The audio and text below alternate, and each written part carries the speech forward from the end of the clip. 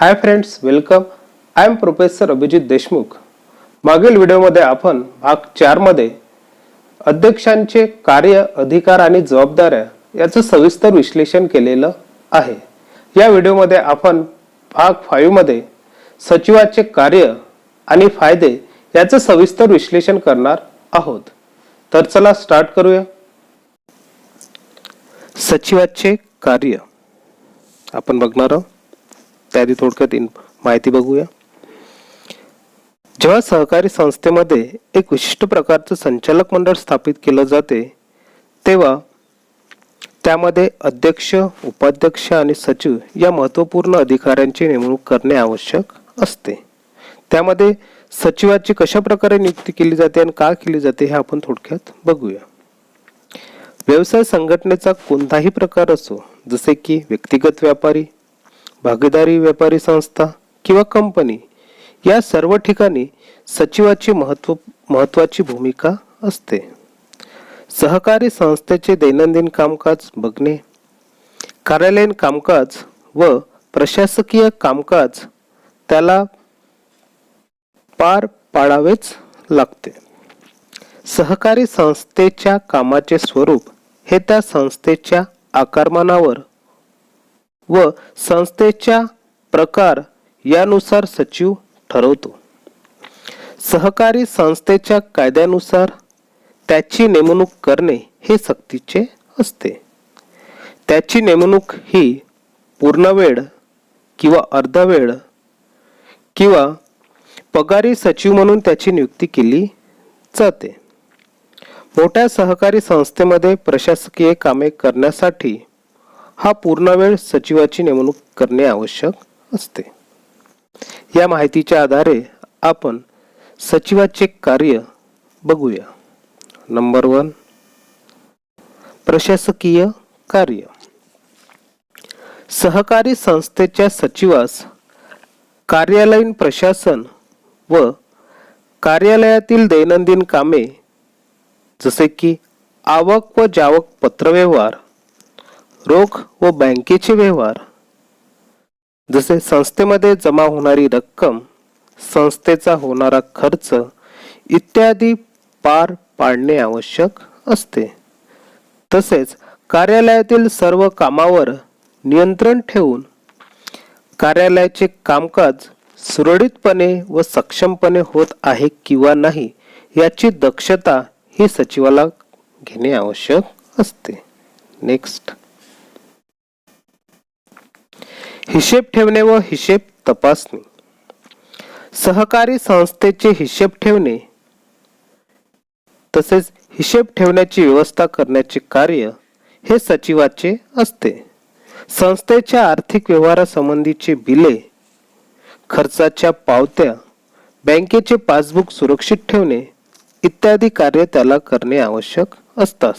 तसेच बँक मिळवणी पत्रक तयार करणे, त्याचबरोबर सहकारी संस्थेचा राखीव निधी, गुंतवणूक, कर्ज आणि आगाऊ रक्कम या सर्व आर्थिक कागदपत्रांची रीतसर नोंद ठेवणे इत्यादी महत्त्वाचे कार्य करावी लागतात.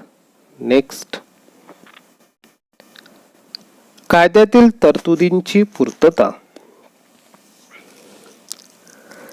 सहकार कायद्यातील तरतुदीनुसार सचिवाला आवश्यक ती नियामक पुस्तके संस्थेमध्ये ठेवावी लागतात. जसे की भाग नोंदवही म्हणजे शेअर्स, ठेव नोंदवही म्हणजे डिपॉझिट व सभासद नोंदवही इत्यादी सर्व पुस्तके हिशेब तपासणीच्या वेळी हिशेब तपासणीस उपलब्ध करून द्यावी लागतात.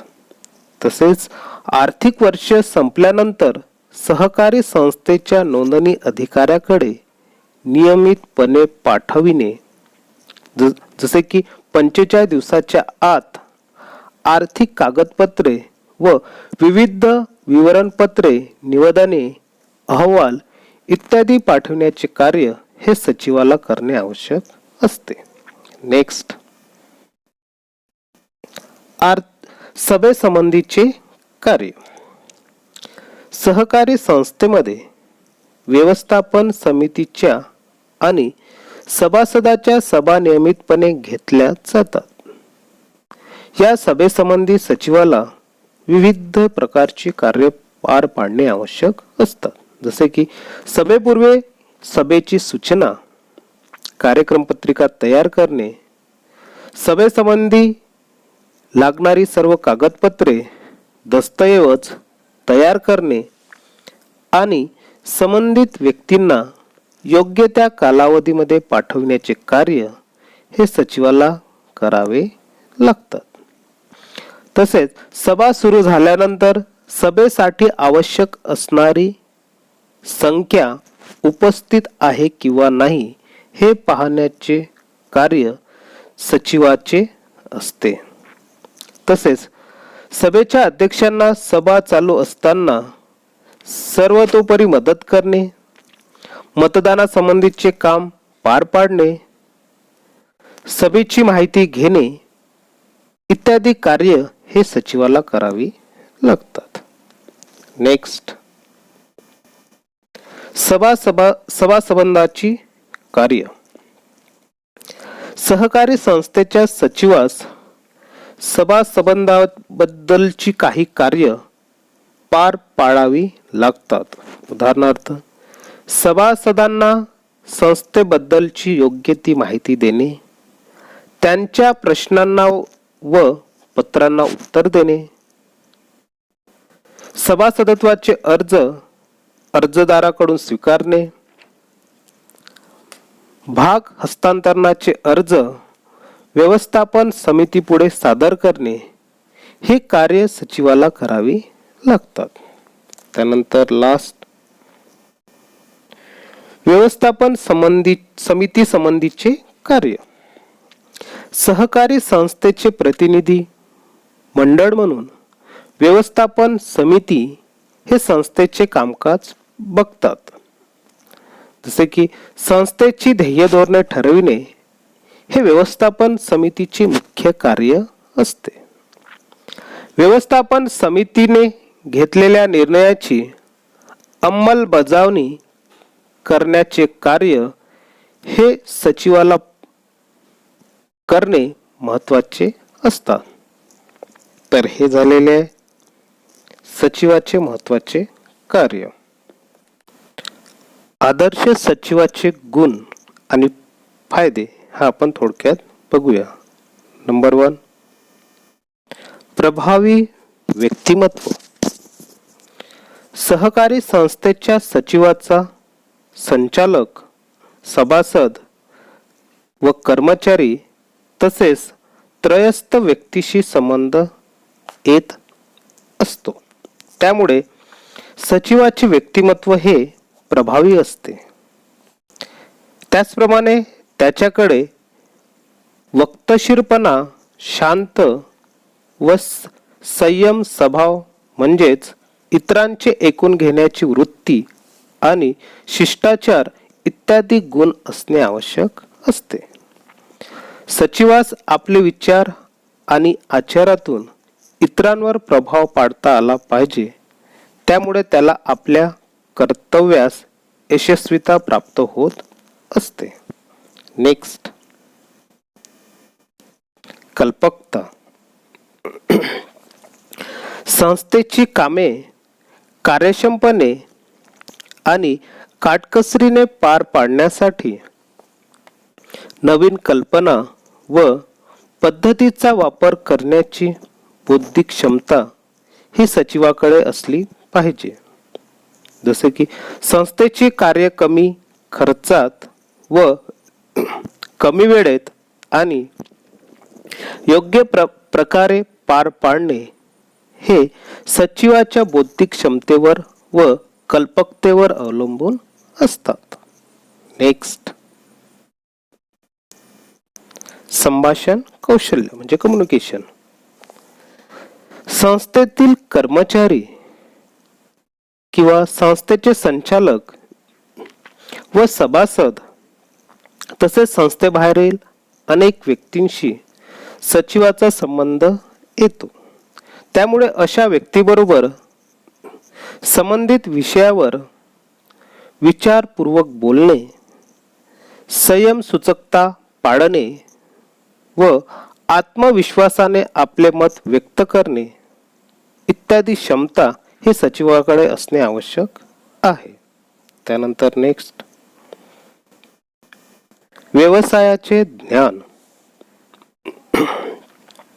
सहकारी संस्थेमध्ये जे व्यवसाय कार्य केले जाते त्या संबंधी सचिवाला आवश्यक ज्ञान असणे आवश्यक असते.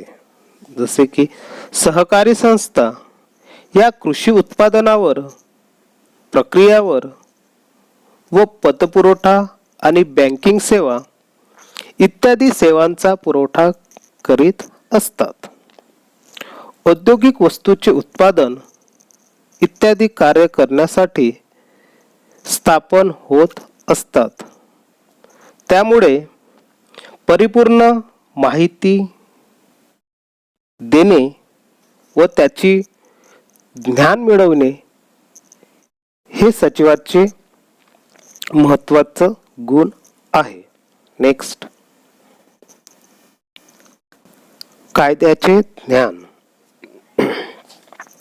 सहकारी संस्थेस लागू असणारा सहकारी संस्थेचा कायदा तसेच देशातील प्रचलित कायद्यातील तरतुदीचे सचिवास ज्ञान असणे आवश्यक आहे.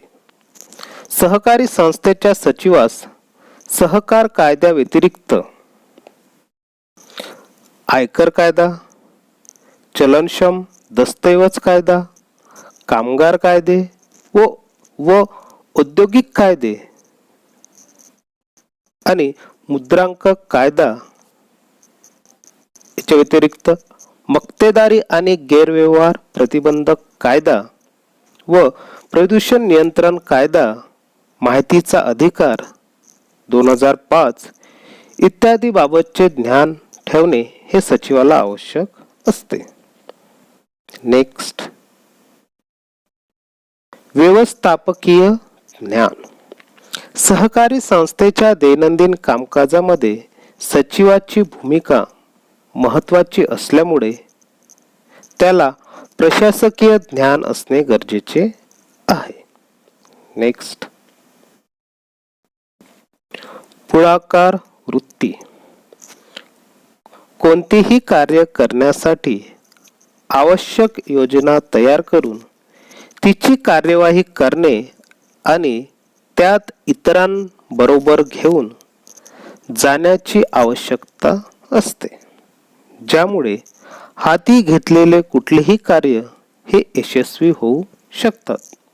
त्यामुळे सचिवाजवळ पुढाकार वृत्ती असल्यास त्याला संस्थेच्या कामकाजात इतरांचे सहकार्य मिळू लागतात आणि ते सहकारी संस्थेचं कार्य सुरळीतपणे चालतात.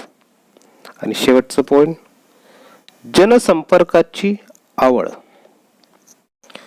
संस्थेचे दैनंदिन कामकाज करताना सचिवाचा अनेक व्यक्ती आणि संस्थेशी संबंध येत असतो.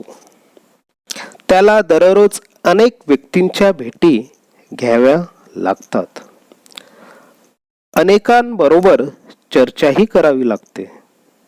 त्यासाठी इतर व्यक्तीस मिसळून राहणे, चर्चा करणे, आनंददायी स्वभावाने व संभाषण करून इतरांवर छाप पाडण्याची कला व आवड हे सचिवामध्ये असणे आवश्यक असते. तर हे झालेले आहे सचिवाचे महत्त्वाचे गुण आणि फायदे.